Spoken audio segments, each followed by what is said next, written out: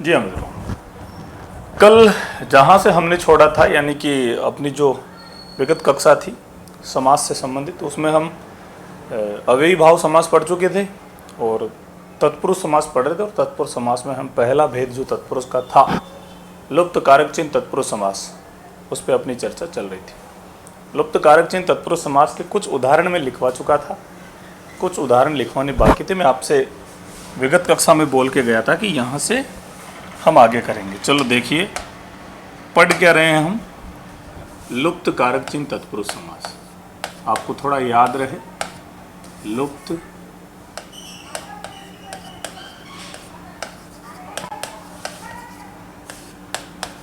कारक चिन्ह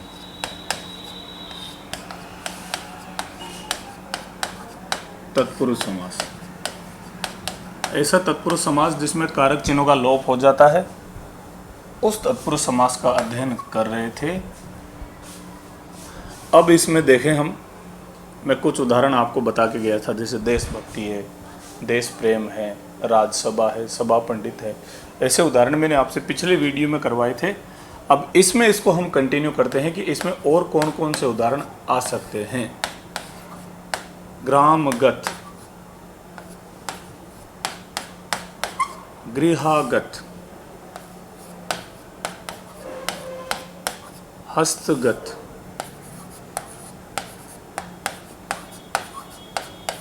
घुड़सवार,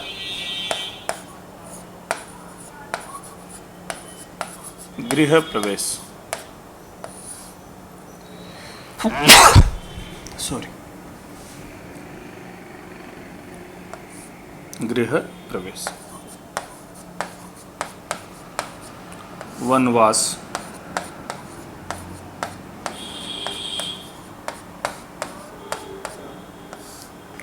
गुरु दक्षिणा,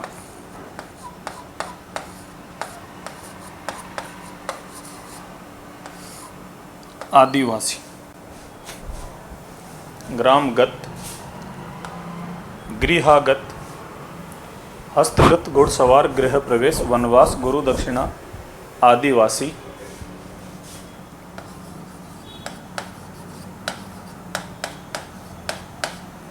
काक बलि,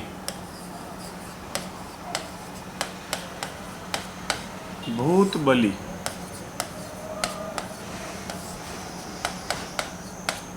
पशु बलि, बलि पशु,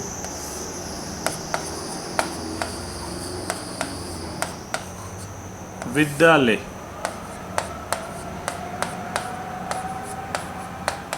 रोगग्रस्त,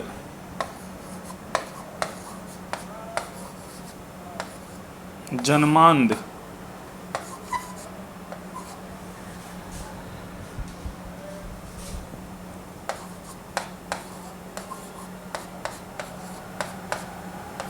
पाठशाला। कल जो उदाहरण हमने किए थे उन्हीं को आगे निरंतर करते हुए कुछ और उदाहरण मैंने लिखे लुप्त कारक चिन्ह तत्पुरुष समास के। अब क्या करना है, अब करना है इन शब्दों का समास विग्रह। सारे शब्दों में समास कौन सा होगा, तत्पुरुष। तत्पुरुष में भी कौन सा होगा, लुप्त कारक चिन्ह तत्पुरुष। अब लुप्त कारक चिन्ह में भी कौन सा होगा, तो ये प्रत्येक शब्द के समास विग्रह के बाद हमें पता चलेगा कि किस शब्द में कौन सा वो होगा अपना समास। तो देखो जरा, पहला शब्द क्या है हमारा, ग्रामगत। इसका विग्रह होगा ग्राम को गत, गांव को गया हुआ। इनका विग्रह ऐसे ही होता है, ग्राम को गत। ग्रामगत में समास कौन सा होगा, ये इससे पता चलेगा, को से। को कारक चिन्ह कहाँ आता है, को कारक चिन्ह आता है कर्म पे। कर्ता ने कर्म को कर्म पे आया, अर्थात ग्रामगत में जो हमारा समास हुआ पूरे शब्द में, वो हुआ कर्म कारक तत्पुरुष समास। कर्म कारक, क्यों कर्म कारक हुआ, क्योंकि इसमें क्या आ रहा है बीच में, को, और ये को कारक चिन्ह आने के कारण इसमें कौन सा हुआ, कर्म तत्पुरुष। अगला शब्द क्या है, गृहागत। गृह को आगत, गृह को आगत, गृहागत, गृह को आगत, घर को आया हुआ। इसमें भी को आया, इसका मतलब गृहागत और ग्रामगत दोनों में कौन सा हुआ? कर्म तत्पुरुष। हस्तगत, हस्त को गत, हस्त को गत, हाथ को गया हुआ, हाथ में सौंपा। हस्तगत, इसमें भी को आया, इस मतलब इसमें भी कौन सा है? इसमें भी कर्म तत्पुरुष है। घुड़सवार, इसका विग्रह क्या होगा?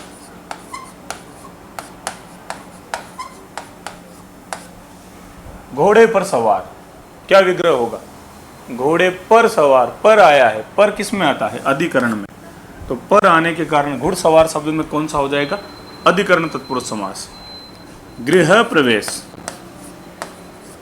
गृह में प्रवेश, गृह में प्रवेश, घर में प्रवेश, गृह प्रवेश। मैं आया, मैं किस में आता है? मैं भी अधिकरण में आता है। तो मैं और पर अधिकरण में आने के कारण घुड़सवार और गृह प्रवेश दोनों में अधिकरण तत्पुरुष समास। वनवास, वन में वास, वनवास, में आ रहा है, इसका मतलब इसमें भी अधिकरण तत्पुरुष समास।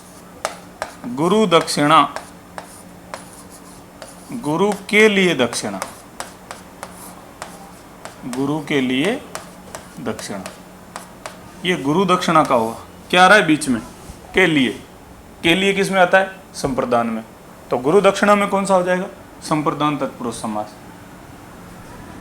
आदि से वास करने वाला, आदिवासी, आदि से वास करने वाला, क्या आ रहा है बीच में? से, आदि से वास करने वाला। आदि का मतलब आरंभ, शुरुआत से वास करने वाला, वहां से निवास कर रहा है। ये जो से आया इसमें, ये आपका करण वाला से नहीं है, ये अपादान वाला से है। आदिवासी में अपादान तत्पुरुष माना जाएगा। इसके बाद देखिए काक बलि, काक की बलि देंगे या काक के लिए बलि देंगे? बलि काक के लिए देंगे, काक के लिए बलि, के लिए आ रहा है, संप्रदान आ रहा है। भूत के लिए बलि, भूत के लिए बलि, भूत बलि में भी संप्रदान। पशु बलि, पशु की बलि, संबंध तत्पुरुष। पशु बलि में कौन सा होगा? संबंध। बलि पशु, बलि के लिए पशु, बलि के लिए पशु, वापस इसमें संप्रदान हो जाएगा बलि पशु में। विद्यालय, विद्या के लिए आलय, विद्या के लिए आलय, आलय मतलब स्थान, विद्यालय। अगला रोगग्रस्त, रोग से ग्रस्त, रोग से ग्रस्त, रोगग्रस्त। जन्म से अंधा, जन्म से अंधा। इन दोनों शब्दों में किस किस में? रोगग्रस्त और जन्मांध दोनों में जो आपका माना जाएगा ये अपादान माना जाता है। कौन सा माना जाता है? अपादान। इनमें करण नहीं माना जाता है। कौन सा माना जाएगा फिर? अपादान तत्पुरुष समास। पाठ के लिए शाला, पाठ के लिए शाला, शाला मतलब होता है स्थान, पढ़ने के लिए स्थान, पाठशाला, पाठ के लिए शाला। देखिए सारे शब्दों को देखो एक बार गौर से।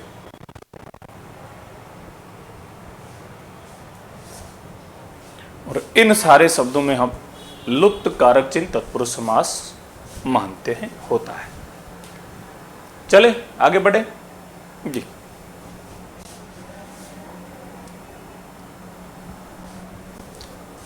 इसके बाद हमने कहा था कि इसके बाद समास का भेद आता है तत्पुरुष समास में मध्य पद लोपी, मध्य पद लोपी तत्पुरुष समास। यही बताया था, मध्य पद लोपी तत्पुरुष समास। जैसा कि ये शब्द ही बता रहा है कि इसमें मध्य का पद लुप्त हो जाता है, तो वो हमारा मध्य पद लोपी तत्पुरुष समास कहलाता है। उदाहरण देखो, ये इसके उदाहरण है, समझो।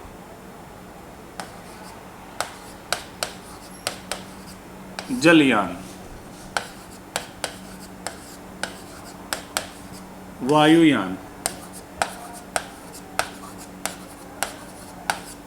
पवन चक्की, मालगाड़ी, रेलगाड़ी,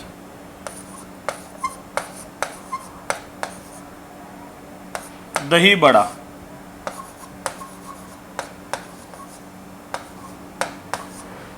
पकौड़ी। देखो, ये सारे के सारे उदाहरण मध्य पद लोपी तत्पुरुष समास के हैं। देखो इनको, जलयान का क्या समास विग्रह होगा? जल पर चलने वाला यान, जल पर चलने वाला यान। जल पर चलने वाला यान, आगे से जल उठाया, पीछे से यान उठाया, और बीच का जो पूरा पद था पर चलने वाला, इस पूरे पद को लोप कर दिया, इसको लुप्त कर दिया, इसको हटा दिया, गायब कर दिया। आगे से जल, पीछे से यान, दोनों को मिला के बना दिया जलयान। जबकि उस पूरे शब्द का अर्थ होता है जल पर चलने वाला यान। और इतनी लंबी लाइन बोलेंगे तब तो जलयान ही गुजर जाएगा, इसलिए जलयान सीधा बोल दिया, जलयान। अर्थ वही हुआ, जल पर चलने वाला यान। मध्य का पद लोप करके शब्द बनाए। वायुयान, वायु में चलने वाला यान, वायु में चलने वाला यान, चलने वाला यान। इसमें भी क्या किया, आगे से वायु शब्द उठाया, पीछे से यान शब्द उठाया, वायु और यान दोनों को मिला के बना दिया वायुयान, वायु में चलने वाला यान। मध्य का पद यहाँ भी लुप्त हो रहा है, इसलिए इसमें भी मध्य पद लोपी। पवन के द्वारा चलने वाली चक्की, पवन के द्वारा, पवन से चलने वाली या पवन के द्वारा चलने वाली चक्की। पवन से चलने वाली भी हो सकता है, चलने वाली चक्की। बड़े बड़े पंखे लगे रहते हैं, हवा से घूमती है और फिर बिजली वगैरह का उत्पादन करती, पवन चक्कियाँ आपने देखी होगी। आगे से पवन उठाओ, पीछे से चक्की उठाओ, दोनों को मिला दो, पवन चक्की बना दो, ये बन गए पवन चक्की। मालगाड़ी, माल को ढोने वाली गाड़ी, माल को ढोने वाली गाड़ी, ढोने वाली गाड़ी, मालगाड़ी। आगे से पीछे से गाड़ी उठाया, आगे से माल उठाया, दोनों को मिला के बना दिया मालगाड़ी। रेलगाड़ी, रेल पर चलने वाली गाड़ी। रेल क्या होती है? पटरी। रेल पर चलने वाली गाड़ी। देखो भाई, इस बात को थोड़ा ध्यान से समझो। सामान्य शब्दों में या यूं कहे कि ग्रामीण अंचल में रेल शब्द को ही गाड़ी मान लेते हैं। किसको? रेल को। ट्रेन को ही हम बोलते हैं रेल आ रही है, रेल जा रही है, रेल से जाऊंगा, रेल से आया हूँ। रेल से हम कहीं नहीं जा सकते। रेल तो क्या होती है? पटरी होती है, वो लोहे की बिछी हुई दो लाइन, उनको बोलते हैं रेल। और उन पर जो गाड़ी चलती है उसको रेलगाड़ी बोलते हैं। तो पूरा शब्द बोला करें आप, रेलगाड़ी से आया हूँ, रेलगाड़ी से जाऊँगा, रेलगाड़ी जा रही है, रेलगाड़ी आ रही है। अकेला रेल ना बोलें, क्योंकि रेल कहीं आता जाता नहीं, बिछा रहता है एक जगह हमेशा। रेल पर चलने वाली गाड़ी अर्थात ट्रेन। दही बड़ा, दही में डूबा हुआ बड़ा, दही में डूबा हुआ, दही में डूबा हुआ बड़ा। दही में एक बड़ा डूबा रहता है, उसको दही बड़ा बोलते हैं। अब आप लोग जानते होंगे, मुझे बताने की ज़्यादा आवश्यकता नहीं है। दही में डूबा हुआ बड़ा, आगे से दही लिया, पीछे से बड़ा लिया, दोनों को बना के दही बड़ा कर दिया। पक्की हुई है जो बड़ी, पकौड़ी। पकी हुई है जो बड़ी, पीछे से बड़ी, आगे से पकी, दोनों को मिला के बना दी है पकौड़ी। पकी हुई है जो बड़ी पकौड़ी, छोटी है तो पकौड़ी, ज़्यादा बड़ा हो तो फिर पकौड़ा हो जाता है। तो ये मध्य पद लोपी तत्पुरुष समास हमारा हो गया है। इसके बाद तत्पुरुष समास का अन्य भेद कौन सा आया था? उपपद तत्पुरुष समास।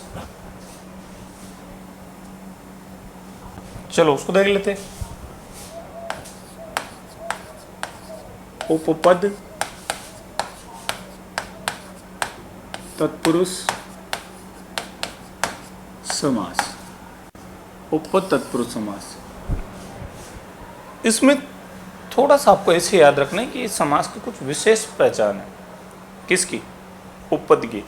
और विशेष पहचान होती है कुछ शब्दांशों से, कुछ ऐसे शब्दांश से जो शब्दों के पीछे जुड़े रहते हैं, तो वहाँ हमारा उपपद तत्पुरुष समास मान लिया जाता है। कौन कौन से शब्दांश है देखिए जरा।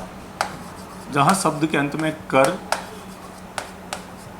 कार, ज, जा, द, दा, ज, प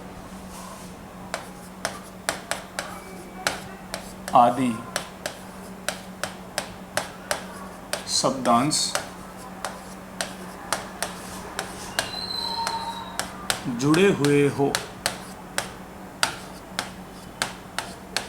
वहाँ, यानी कि यही खत्म कर देता हूँ मैं इस बात को कि जहाँ जुड़े हुए हो क्या?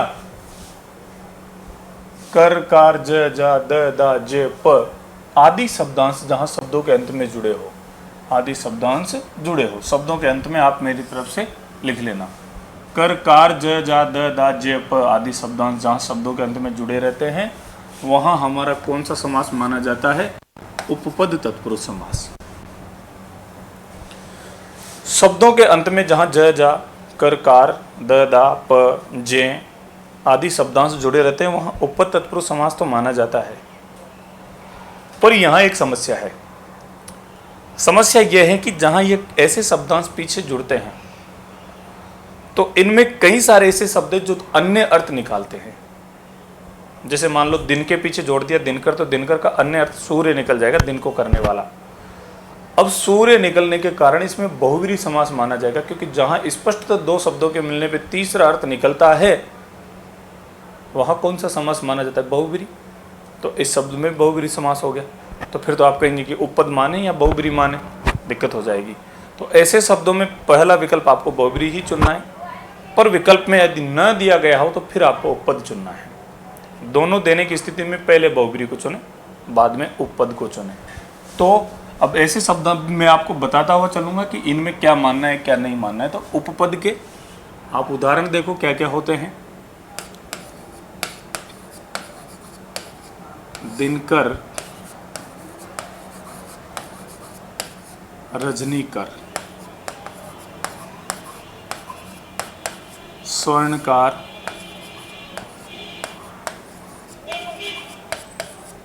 कुंभकार,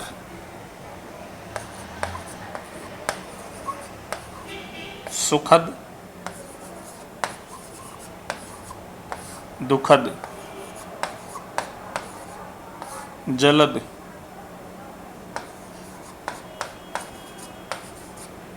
आत्मज, जलज, आत्मजा, धनदा, सुखदा,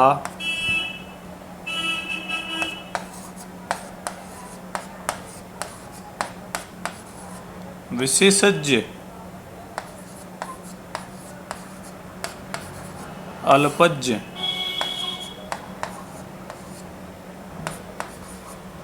बहुज्ञ और महीप। उपपद तत्पुरुष समास के उदाहरण है। दिनकर, दिन को करने वाला, ये इसका समास विग्रह होगा। दिनकर का क्या होगा? दिन को करने वाला। पर तीसरा अर्थ जा रहा है किसके रूप में? सूर्य के रूप में। तो जहां जहां आप समझें कि मैं कोष्ठक में अगर तीसरा अर्थ स्पष्ट लिख रहा हूं, तो उन शब्दों में आप पहले बहुव्रीहि समास माने। पहले कौन सा मानना है इसमें? बहुव्रीहि। अगर ऑप्शन में बहुब्री भी दिया हुआ है, उपपद भी दिया हुआ है, तो पहले बहुब्री का चयन करेंगे।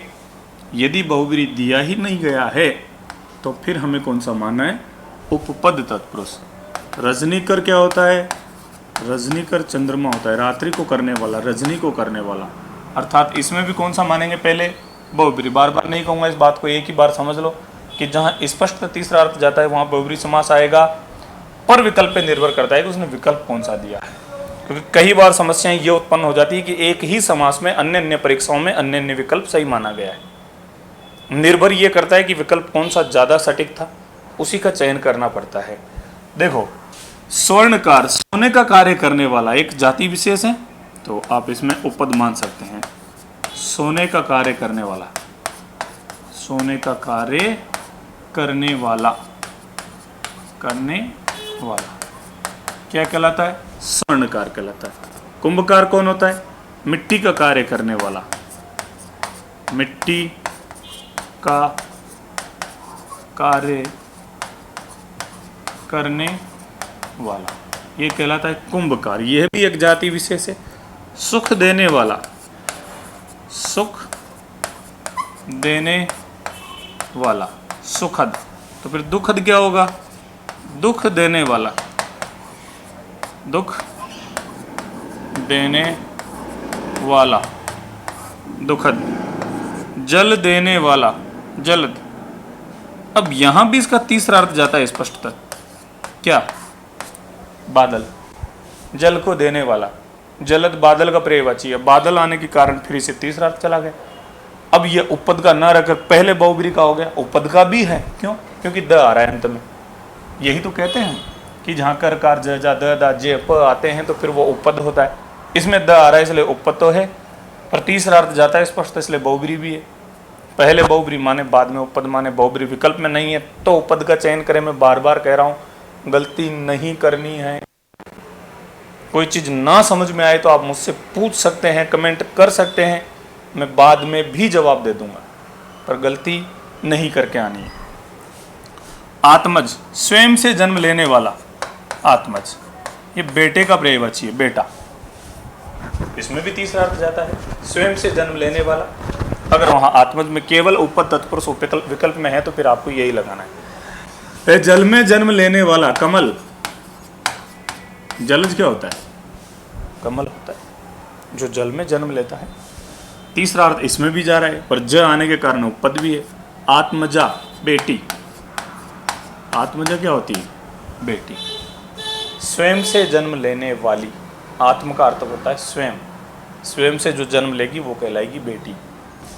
धन दा, धन को देने वाली, अर्थात लक्ष्मी माता। सॉरी, लक्ष्मी। तीसरा अर्थ जा रहा है स्पष्टतः, यह भी बहुब्री का उदाहरण माना जाएगा पहले, फिर उपपद का माना जाएगा। सुखदा, सुख देने वाले। अब ये कोई भी हो सकती है, सुख देने वाली, सुख देने वाली, सुखदा, सुख देने वाली। विशेषज्ञ, विशेष बात को जानने वाला, विशेष बात को जानने वाला, विशेषज्ञ। एक्सपर्ट, किसी विशेष चीज को जानने वाला। अल्पज्ञ, बहुत कम जानने वाला, बहुत कम जानने वाला, बहुत कम जानने वाला। बहुज्ञ, ये बहुत अधिक जानने वाला है, बहुत अधिक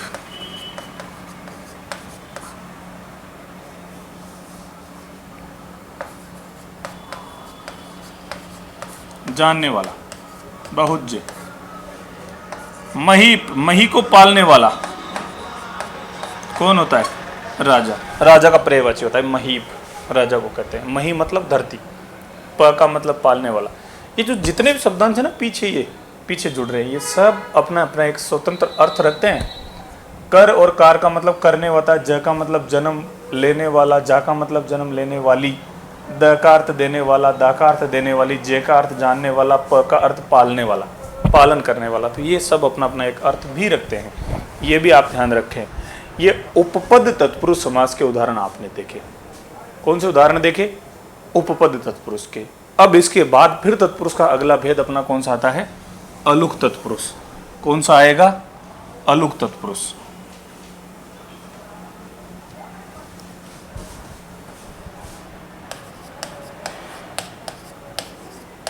अलुक तत्पुरुष समास, अलुक तत्पुरुष समास। लीजिए, अब इसमें क्या होता है? इसमें होता है प्रथम पद की अंतिम ध्वनि में कोई परिवर्तन नहीं होता। इस समास में प्रथम पद की अंतिम ध्वनि में कोई परिवर्तन नहीं होता। यही इसकी पहचान है। छोटा सा समास है, न के बराबर प्रश्न यहां से पूछे गए हैं, फिर भी आपका जानना जरूरी है। कुछ चुनिंदा उदाहरण है।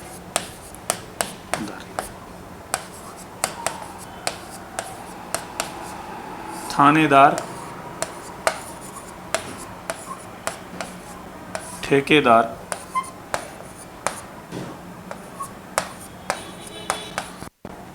पहरेदार,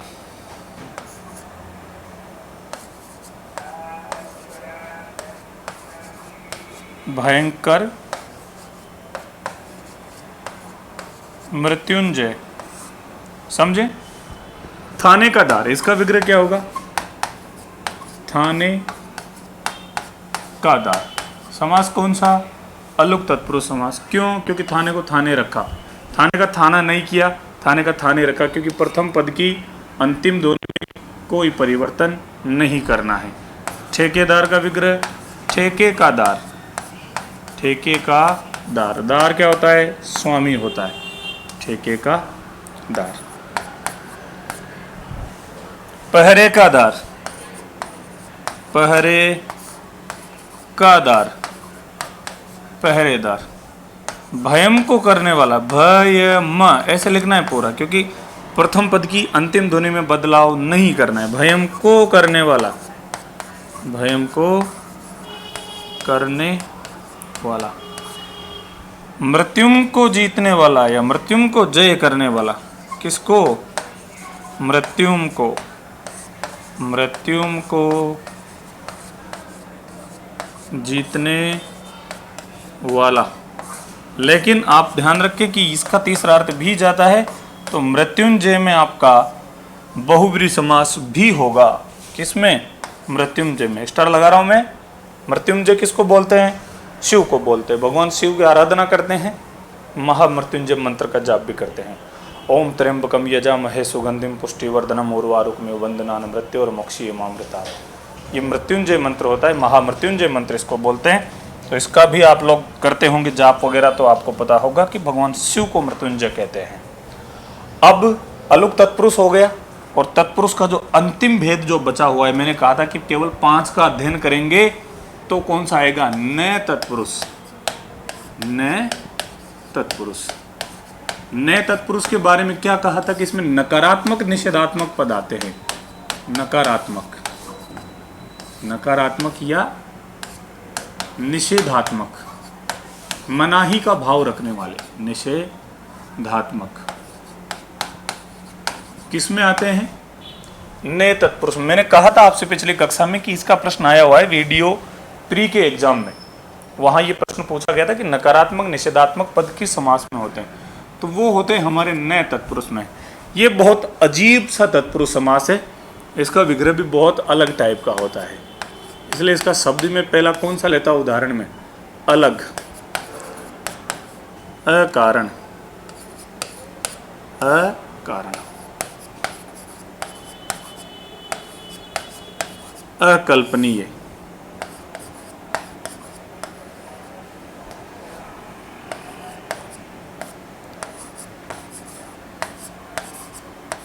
अकथनीय,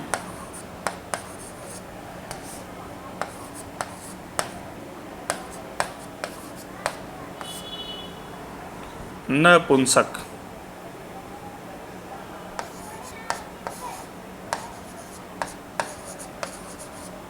नालायक।